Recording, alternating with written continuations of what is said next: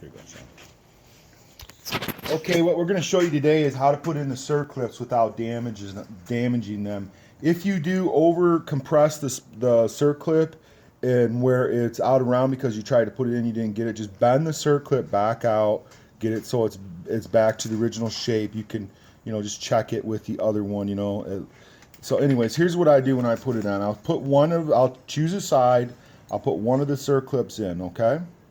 So now the instructions say to power valves. Where's this saying here?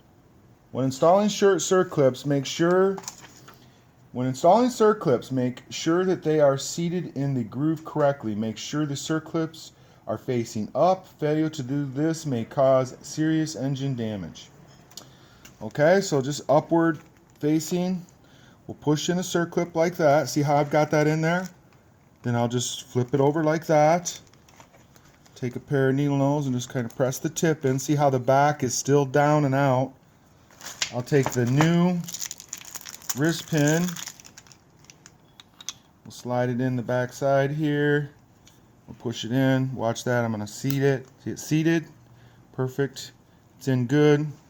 Then we'll mount this onto a connecting rod. Put the wrist pin bearing in. We'll lubricate the wrist pin bearing. Then we'll push this in. Now here comes the tricky part where you're trying to get this into there. So normally this is on a rod, but we will normally use this type of a tool. What we will do is we will load this with the circlip, just like we did the other one. We'll put this in. We'll put this down on the table. Press firmly, and then see the circlip is loaded right there on the end. See that?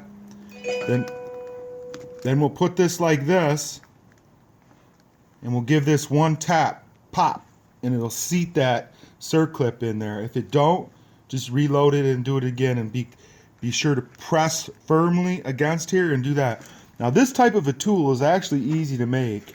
We made one out of this. This is my original one. Then this is one I actually had machined.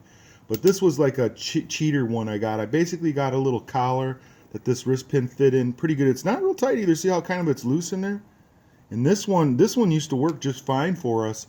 I ground that and beveled that way down like that and created a sharp point on it. And I'll use this, I'll load this, and then I'll use that right there. This one just is kind of a more professional one, and it works better. But this kind of way works also really well if you're having difficulty. But you can get these just by using, pop that circlip out. Oh, Pete, that's tight. There it goes. So anyways, my circlip back. So how I do it with the needle nose pliers is like this. I will place the circlip in here. I won't pay any attention to what this is saying about pointing up. I'll put it like this here. See how I've got that in there? I will grab a hold of the circlip like this. And then at the same time, I will rotate toward that notch. I rotate the circlip toward the notch. And then I pop it down in there. Hold on a second. Been better if this was on a connecting rod. I'm actually pretty good at this on a rod. But what I'll do is I'll rotate that in like that and try to get to that notch at the same time popping that in. Anyways, that's how you got to do it. I don't really want to put it in because it's a bear to get out, and this is a new piston. But that's how you do it. You put it in. When it's mounted on the side, you grab a hold of it and you rotate and twist and try to pop that end down in there into that slot. If you're a little bit too far away from it and it's not doing it, get a little closer. See it like that? As soon as I see it right in there, now I can drop it in. I go bop, I drop it in, I push it down in. That's how you got to do it. Anyways, good luck.